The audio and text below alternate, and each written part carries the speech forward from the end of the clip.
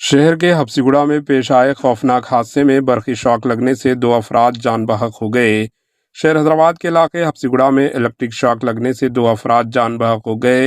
मुकामी अफराद के मुताबिक होल्डिंग्स निकालने की कोशिश के दौरान 37 साला बालू और 29 साला मल्लेश की मौत हो गई।